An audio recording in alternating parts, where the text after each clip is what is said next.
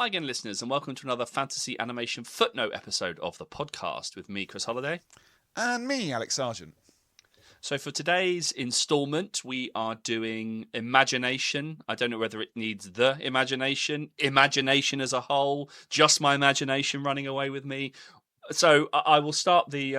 Oh, in fact, just as I get the stopwatch going, you said there was going to be an instant disclaimer regarding potential overlaps with other footnotes we've done, maybe. Well, we did an episode way back when we started doing footnotes on fantasy, PH, and we talked about that. And yeah, this will overlap with that slightly. How, I don't exactly know, because like all diligent podcast hosts, I haven't listened back to that episode, so I can't remember what we said there. So listeners, by all means, spot the difference. There are differences, but it'll be woolly and loose and unable to pin down, as all things on this podcast are. Okay, so yeah, two things. Whenever you say fantasy PH, I always think yes, because that one is slightly more acidic, isn't it? That one. Yes, sure. I like that. Yeah, it's a bit more acidic. And the second thing is the stopwatch is ready to go. So, cool. Dr. Alexander Sargent, yes, let's go. Well, okay. So I guess the first thing to say is that I think if you asked contemporary like neuroscientists or people who specialize on a empirical study of the human brain, they might be a little bit dubious there is such a thing as the imagination. I like the as well, because it kind of really does emphasize the problem here.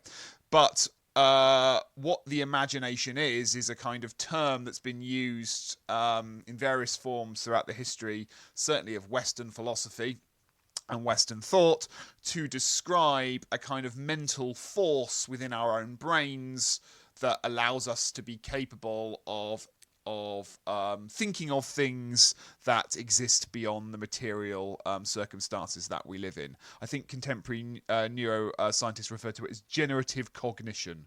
So the idea that our brains are capable of generating ideas, images, thoughts, concepts that don't exist materially, and we can give that a name like the imagination. We all have an imagination, and we use our imagination to imagine things.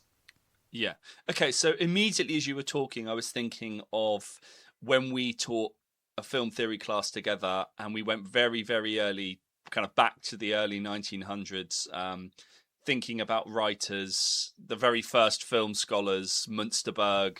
Sure. That there's a sort of psychology of the cinema or psychology of the screen. So when you're talking about generative cognition, or at least thinking of things that aren't there materially, I guess we're now into, or we could be into cinema, and then in a minute I'll ask you about fantasy. But is there not an overlap here with the way that sort of, I don't know, the very first film theorists were essentially psychologists, because there's a flat screen, but there's depth. Sure. So I guess when we talk about the imagination, and this is where perhaps it overlaps with fantasy, and maybe where the two words can help pull two different things apart, is that we could be talking about two slightly different things here. We could talk about generative cognition, the imagination, as the ability to make sense of the things we're experiencing. So like we do this all the time in life, right? We imagine things beyond the literal empiric reality of the data we're receiving to just make sense of everything, right? I'm looking at you on a screen right now, but I can imagine your legs below the screen, and if I couldn't imagine that, that'd be a bit weird, because I'd be talking to, like, I don't know, the villain from Teenage Mutant Ninja Turtles right now. Sure. Or Lieutenant Dan. I don't know. Yeah, exactly. Sure. So like, I can imagine that, and that helps me make sense of life.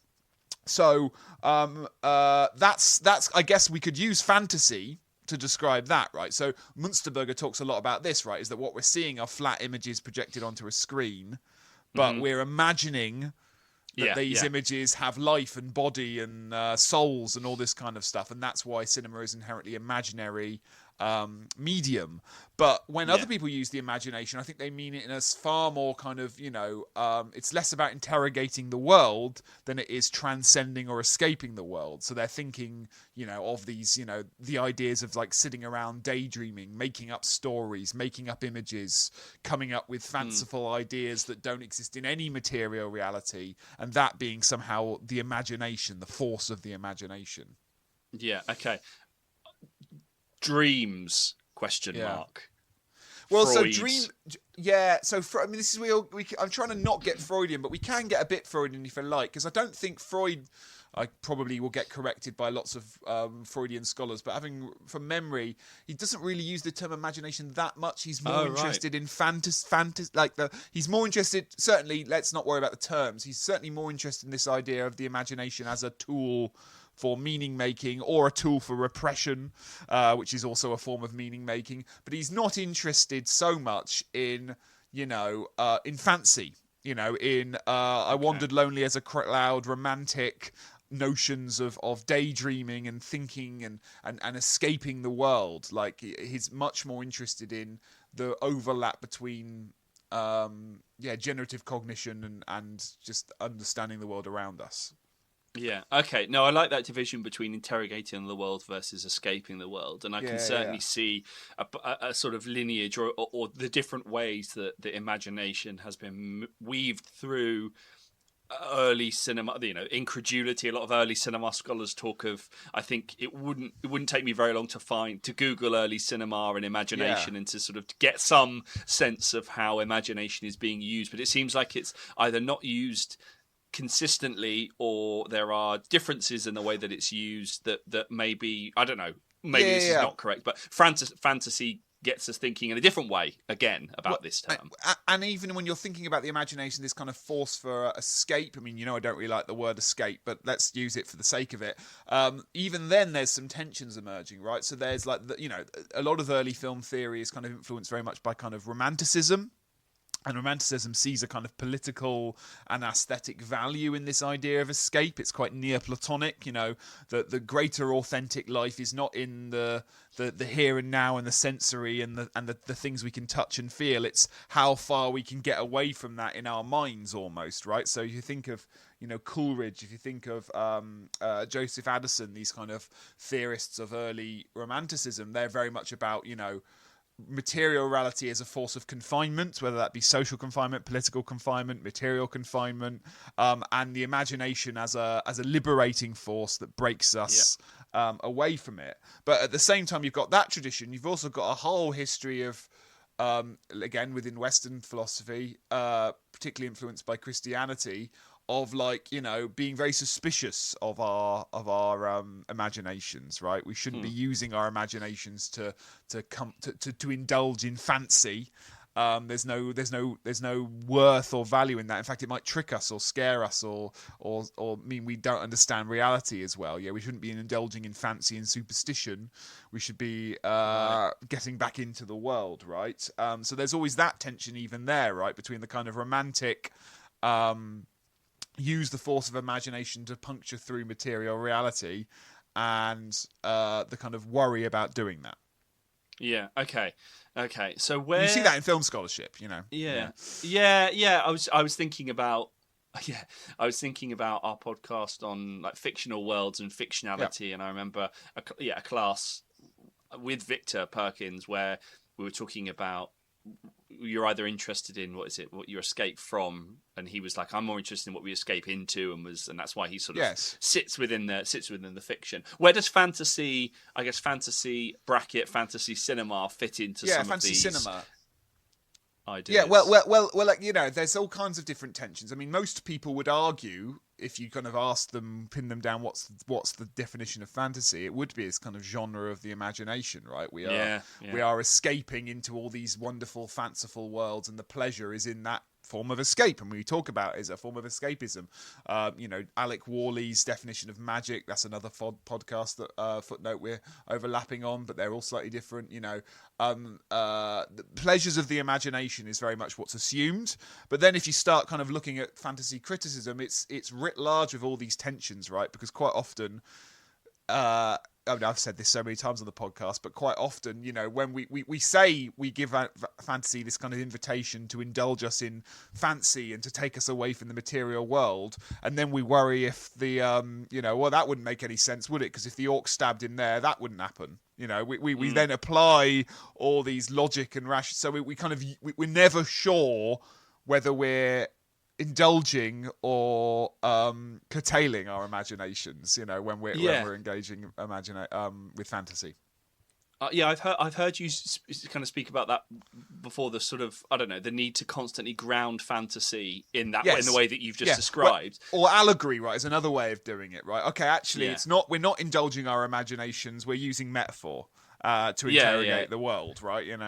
Exactly. And actually, this is where we've got a minute left, but bringing in animation, there are writers, and we talked about this before. Paul Wells talking about that all animation is, because it's not the thing, it's the comment on the thing. So all animation, because it is primed as a sort of medium of fantasy, let's say, or for fantasy, it's non-photographic, etc.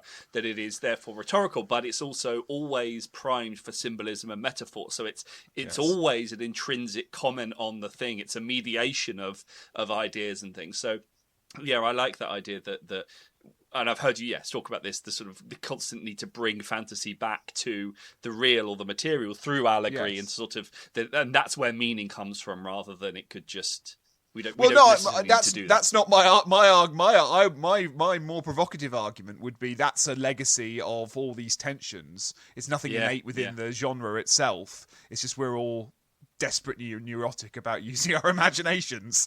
To Paul Wells, yes, it can comment on the thing, or perhaps it could not be a thing, and that would be fine too. Neither commenting nor being, just fancy.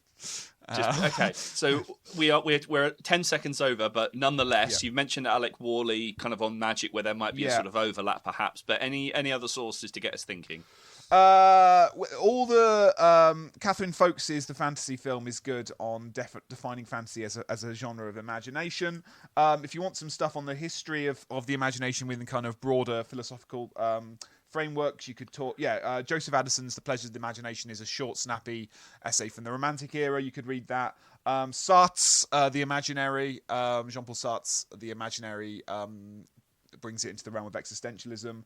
That'd do, wouldn't it? Surely. That will do. Yeah, I think we'll hold it with Sartre. I think that's probably a good idea. Yeah. Great. Done. Cool. Well, everyone go and use their imaginations to come up with footnote episodes for us. So if you would like to do that, please email us at fananimresearch, FANANIM research @gmail.com to suggest future footnote episodes. Otherwise, we'll see you next time. Bye.